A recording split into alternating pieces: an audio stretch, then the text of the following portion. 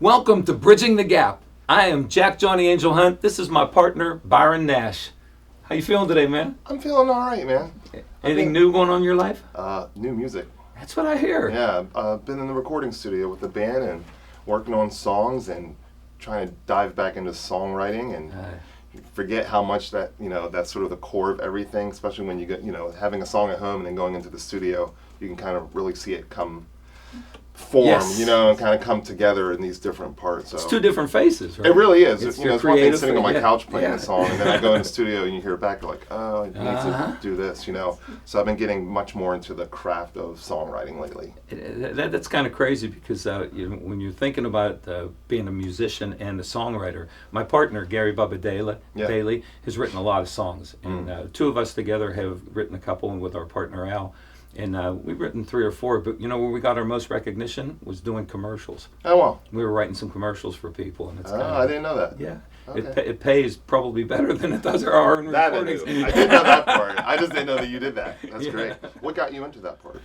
I was doing some spots at 3WS at the time, and we were doing one of the raceways, and a gentleman from one of the window glass companies for cars. Yeah. I won't say their name right now, but they asked me if I would do a spot for them, and I just impromptu I did their spot, and it's still running today. It's like 12 years now. Oh, wow. And so Bubba said, man, we should write some of those, and we did a couple. We did one for Eaton Park, we did one for Pirates for one of their things they were doing, and a couple in different cities that we've done for them. So, Okay. but it's fun. So I was thinking, back to the songwriting.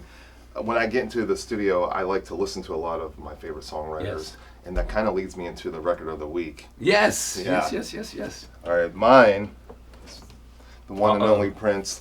Outside of everything that's great about Prince, he's one of my favorite guitar players, and people don't talk about his guitar playing nearly as much as they need to. But something about this record in particular, just the way that the lyrics were, and how I'm still kind of figuring things out, like, oh, that's what he meant, I didn't know that. And this record was, I forget what it was called. It was like a list of artists who were banned in the 80s because it was considered too filthy or dirty or like, negative. And Prince was on a list with like a bunch of heavy metal people. So this record was part of that. But also, did you know that the songs When Doves Cry doesn't have a bass in it? I didn't know that. I didn't know that until like 30 years later. There's no bass line. And that's odd for Yeah. Prince, What have you been listening to this week? Well, this week, I've been listening to some great old soul music. I'm talking about the Spinners. Oh. And Spinners are one of my favorites. Worked with them a few times. And there's a great tie-in to today's show with the Spinners. So we'll talk about that in just a bit. But I love this album for a lot of reasons. I like the cover, which number one was That's pretty sharp. cool, with their spotlights. And when you see them in concert, they were one of the classiest soul acts that were out there. I mean, their movements, I compare them with the Temptations when they're on stage. I mean, they lit the stage up, but the 3 different lead voices in that group, it was just like the Dells. When the Dells hit, you could hear Johnny Carter, and then same with the Spinners, man. So this is one of the groups that I actually adore, and I listen to a lot. So that's my album of the week. Well, what's great about this album is leads us into our next guest. You want to drop a little knowledge about our guest coming up? I will, and I can't wait till you meet him. This is one of my I'm favorite excited. people for a lot of reasons, not just as an entertainer, as a person. He's an educator, but he's a great songwriter. Him and his brother have written more than 53 charted records. Wow. And one of those records were for the Spinners. Remember the song Could It Be I'm Falling in Love? It's huge. Melvin Steals is with us. I can't wait till you meet him. Wow. And we'll be right back at you in just a few minutes, right? Yep. Just go for it. Just go for it. Still All right. rolling. What? Ready? Yep. No, I have to do Jack in the Box. Oh, I thought Yeah, it that was wasn't you. I okay. had to do that. Okay. Ready? All right, guys, stay tuned. But before we bring up our guest, we're going to go check out Jack in the Box. Jack in the Box. Welcome to Jack in the Box. This week's icon is the one and only James Brown, the godfather of soul, my hero in soul music, right? Let me tell you a little bit about what I have here. This is a picture of me doing an interview with James Brown, which I absolutely treasure, right? This is from the movie that they just did not too long ago called Get On Up. These are coasters, which is still memorabilia is coming out about James Brown. This is kind of cool because this is one of the whistles they handed out at one of James Brown's concerts. And when he told the people, everyone had to toot their horn, right? So this is one of the great James Brown collectibles. This here, how about he had his own rubber ducky? James Brown is a rubber ducky. I love it. But this is it. This is the treasure right here. This is one of the Christmas cards I got from James Brown. And it meant so much to me because this man was my idol. This is the man that started me in soul music, right? James Brown, icon. Later.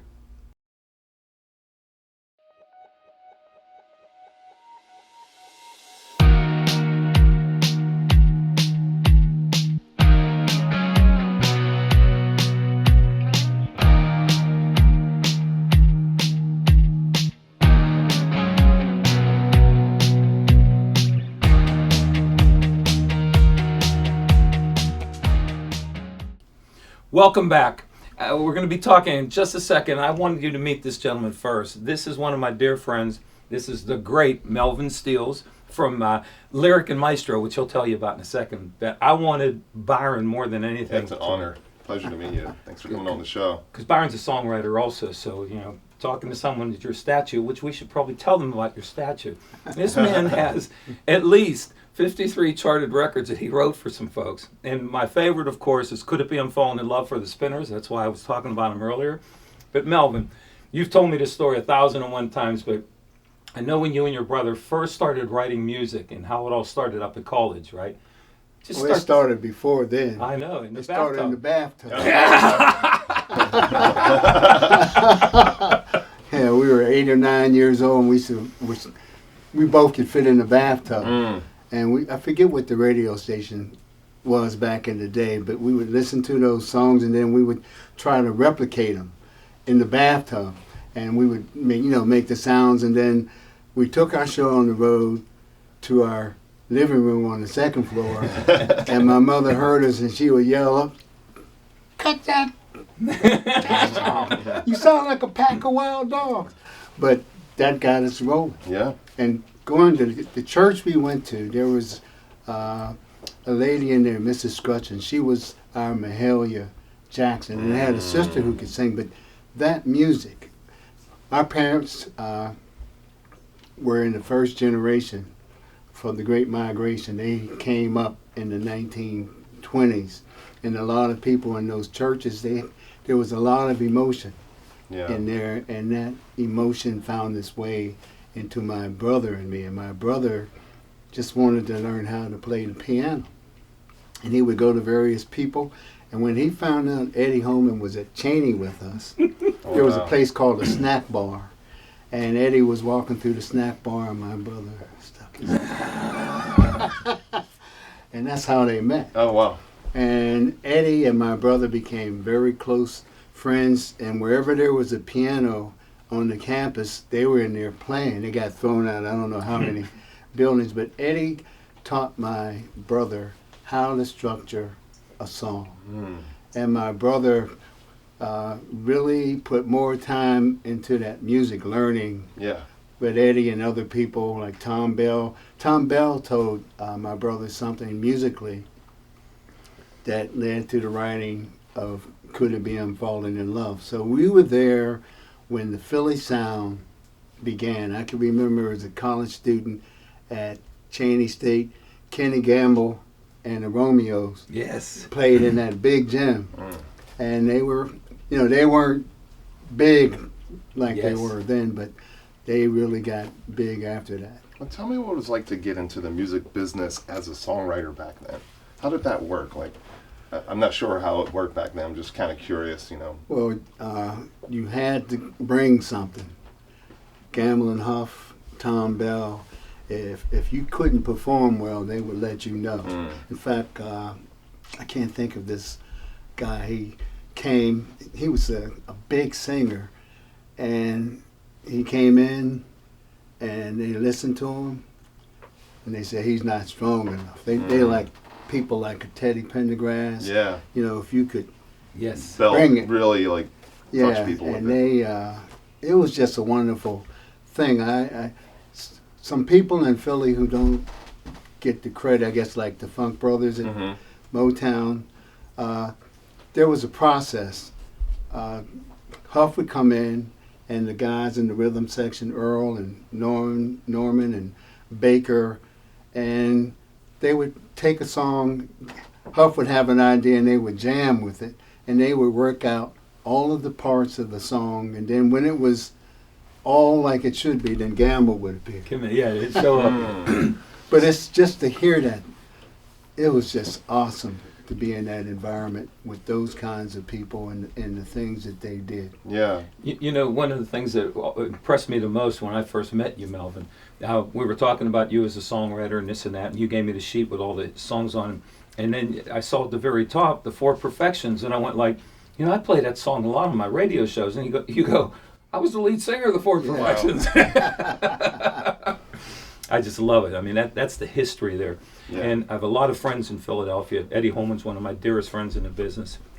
And when he talks about the business at that time and the respect that he had for the people that were there and the respect that they had for his voice, it was just incredible, you know. How did you get into the lyric part of it? Like, what is there a certain process where like the music would be done and they're like, all right, we need some lyrics for this, or were you kind of part of that back and forth, or is that more with you and your brother? Well, we went and sat down with Kenny Gamble and Huff, and Gamble explained the most important part of the song is what you call he called the sing-along. Some people call it the chorus, but he called it the sing-along. And Gamble said that a hit song was a song that people in the bar played over and over. That's when you know you have a hit song. And so he taught me, you know, how to structure a song. I had never thought of using a legal pad. I thought that was for lawyers. But the legal pad is how they use it, and I still follow that script. I have, you know, the sing along, and then you have the verse, and then the sing along is, you know, that pattern. Yeah. And it repeats itself. And then I don't know how to write music, but I realized, you know, I'm an English major, so I knew about rhyming. And then I learned about the number of syllables in each line. And, you know, I would count them out and make sure I had it going. And when we first met Tom Bell, he showed me something. My brother, back in the day, we had a group called Dewey, Cheatham, and Howe with a brother named Johnny Gilliam that played the guitar. And we had a song called Impossible Decision. And the Lettermen, they're from this area. Yep. And they had a friend out in I think Monroeville who had a restaurant, and the Lettermen used to come there. My father-in-law took that song, Impossible Decision, and the Lettermen made it possible for me to go to Columbia Records, and they were interested in signing me as a singer artist. Wow. It didn't happen. But from that point on, my brother started writing songs in keys that were too high. High for me. And when Tom Bell, he would tell my brother, you shouldn't. You know, I was be straining, and he taught me, like my favorite singer besides David Ruffin was Levi Stubbs. Oh, man. And I always wanted to write for him, and it seemed like, and I found out from my friend McKinley Jackson, who left Motown and went with the Holland Brothers to Invictus Records. In fact, McKinley's band, the Politicians, were the Funk Brothers of that Invictus Records. But he told me that the Holland Brothers and Lamont, they would intentionally make the songs that Levi was singing at a higher key. Yeah.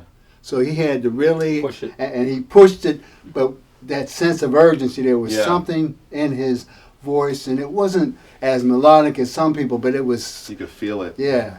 And I aspired to that, but Tommy told me about the importance of a melody. Yeah.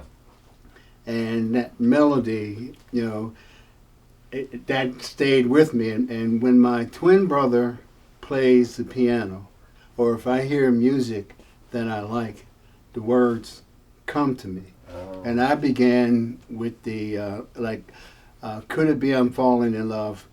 Billy Jackson, that produced the Times. Yeah. He produced Peaches and Herb. Oh, wow. And Paul Lecca, who did that. Na, na, na, na. Oh, yeah. Well, they came to Pittsburgh. There used to be a studio over in East Liberty called Steel City. The Anderson brothers had it. Okay. And they attracted Columbia Records, and they sent those two gentlemen down to listen to their product. And they listened to all of their stuff. You know, Phyllis Hyman was over there. Oh, wow. And they only liked 7 songs. And the 7 songs are Steals Brothers songs. Nice. So they both talked to us. Billy Jackson wanted us to write a song for Peaches and Herb. And Paul Lecca wanted us to do something for Gloria Gaynor. Oh, wow. And so, and at the same time, Tammy Terrell had a cousin who was my frat brother at Cheney State. We went to Cheney State. Wow. And I found out that she was his cousin. I said, man, you got to hook a brother up. Yeah. And he hooked us up, and we went to her. She was in the process of having brain surgery. And at that time, there was a story that I realized was not, I guess it was true, but it wasn't the cause of her problem with her brain. There's a story that they had, David Ruffin and Tammy Terrell had this relationship. And allegedly one day he was chasing her through a parking lot at a motel and allegedly hit her in the head with a hammer. And that's what I thought was the problem. And when we met her, she was in her nightgown and everything with a covering on her head. And we auditioned for her. And we sang our original songs, and she loved us. And so she and Marvin were someone we thought about writing Could It Be I'm Falling in Love. And my brother came up with the chorus. Yeah. And then he played the verse part. And I started thinking of a story, because we had to be a duet, and that's why the song was so long. It's Peaches and Herb, Marvin Gaye, Tammy Terrell. Yeah. And I started thinking, what could I say? And I remembered when I first met my wife, Adrena, when we were 16. A friend took Mervin and me to her house in Homewood, and we stood out on the porch, and my friend said, one of you is going to stay, and one is going to go with me to meet some other girls. And so my twin brother and I flipped the coin. Oh, wow. Back in the day, I used to say I won, but today I say Adrena won. That's a fantastic. Sure, That's a lot of I'll get stories. a kick out of that. I'll get a kick. But I thought about how I felt when I met her. I used to come on the weekends every Saturday after I did my paper route. I would get on the bus and ride from Aliquippa to downtown. I get on the 88 or 87 streetcar and go out to Homewood. And I began to think about how I felt. And one of the things, I didn't know how to say her name. So I never said her name, but I would always listen when her parents would say Drina, or they would say Adrena. And so that inspired the line, I feel so strange every time I speak her name. Because it took me a month to learn how to say her. That's great. See the history. That's what's great about it. And the song describes how I, as a 16-year-old, felt about the woman who would eventually become my wife. It was, for me, I recall, it felt like I had just met an angel. And this October will be 60 years. Congratulations. It's almost like your story. I only have 50. You got me by 10. You know what? I could talk to Melvin all day and the stories, but I want to throw a couple things at you. Okay. And the first thing, we're going to get you 4 quick questions. Okay. And see if you could quick answer for me. First one is, Melvin, tell me something old. I think of that song, Ooh Baby Baby. And I think about that because our business partner, McKinley Jackson, at 16 he used to go down to Motown. Paul Reiser and he both played the trombone, and McKinley said the very first song that he played on was Ooh Baby Baby. Wow. When he was 16 years old. That's great. How about something new?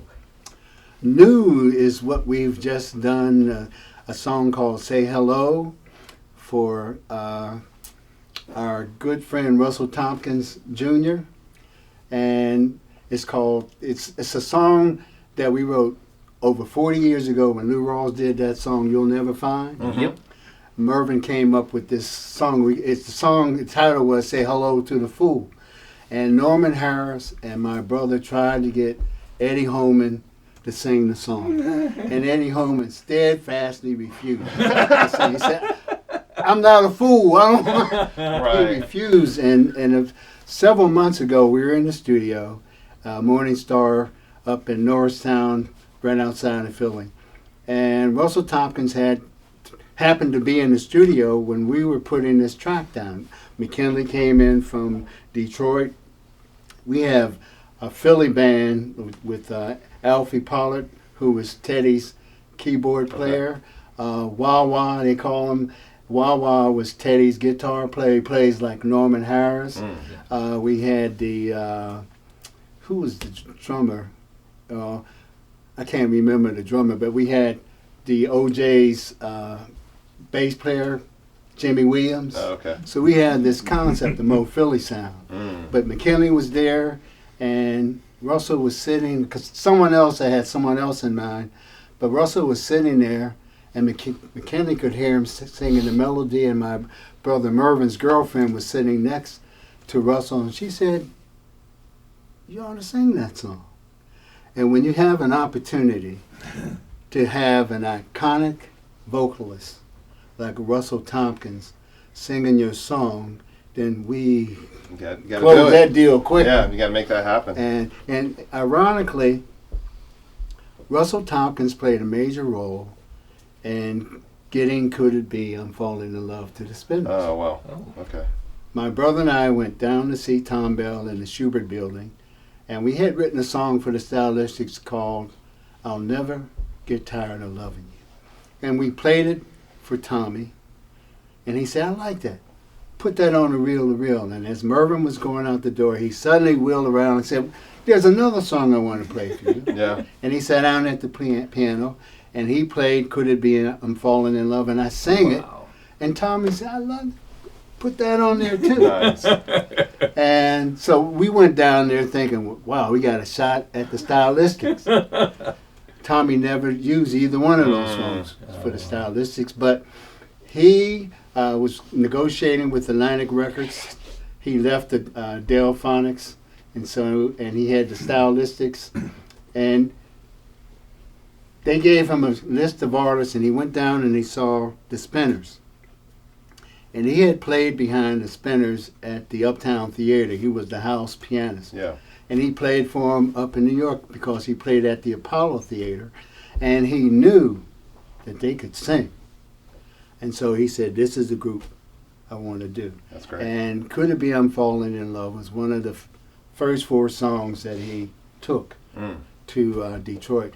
And when I saw Tommy later, and he was in the studio playing I'll Be Around, I said, Tommy, man, that's a hit. You know what he told me? He said, no, man, that's a B-side. And it was. How Could I Let You Get Away was the A-side. Oh, Oh, wow. yeah. But that's And- another great song. Yeah. too. Yeah. But the DJs flipped it, There you Yeah. go. Yep. and I'll Be Around. Mervin and I, you've heard Major Harris did a song, Love Won't Let Me Wait. Yes. The flip side of that was one of our songs Oh, wow. called After Loving You, and it was the A-side. So Wow. I know what it's like to get flipped like that. Yeah. Tell me something treasured. Well, something treasured is the relationship that I have with my wife.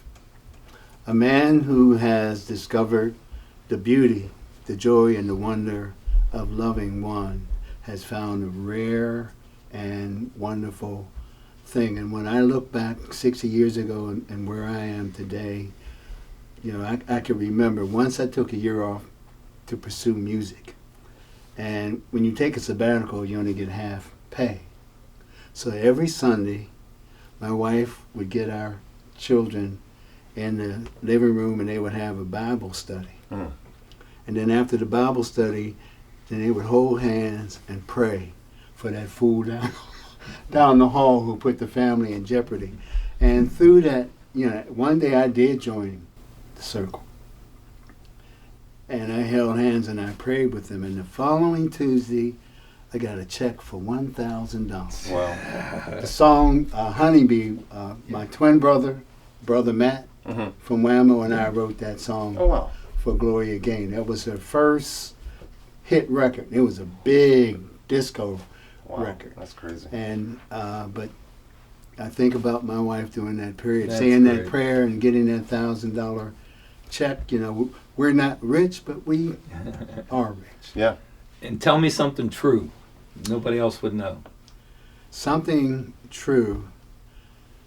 I've learned there's a verse in the Bible, I think it's Romans 8:28, and I'll paraphrase it. It says, all things work together for the good of those who love the Lord, who are called for his purpose.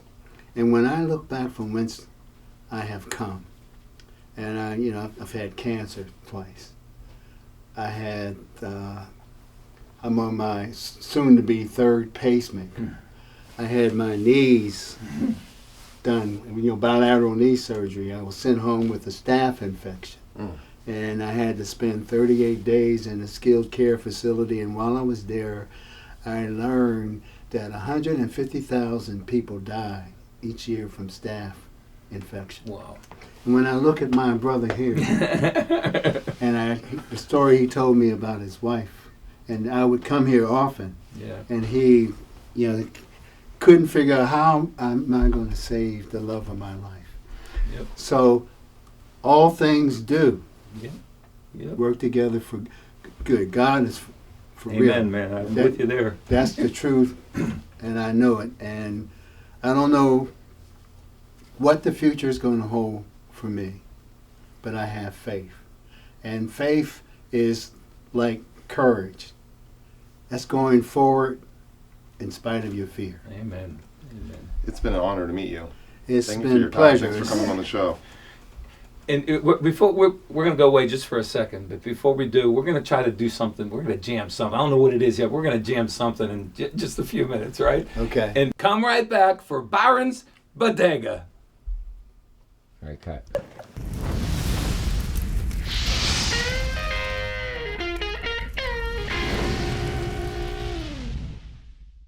Hey everybody, welcome back to Byron's Bodega. Today I want to share with you one of my favorite guitars that I have here in the collection. It is a Dean ML, and the cool part about this guitar is that it was once owned by no other than Ozzy Osbourne's guitar player, Zakk Wylde. Long story short, I used to work at a magazine. My boss, he took his son to a Black Label Society show. Zakk had a guitar player in the band from Pittsburgh. They got to meet, hit it off really well, and he gave my friend's son this guitar. He held on to it for years and years and years, and then one day he reached out to me and he was like, hey, I know that you'll take care of this thing. It had a big Zakk Wylde chain and everything. He's like, I'm keeping the chain, but do you want the guitar? And I'm like, yes. So this was their tour beater. They just kind of laid around and they would just, practice and warm their hands up before shows and things like that. And now it's one of my favorite guitars in my collection. Dean ML series, once owned by Zakk Wylde.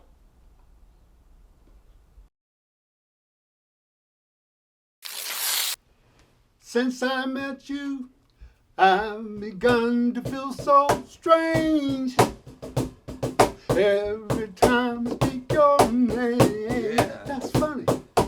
You say that you are so helpless too, that you don't know what to do. Ooh, could it be I'm falling in love with you, baby? Could it be I'm falling in love? Oh no. Could it be I'm falling in love?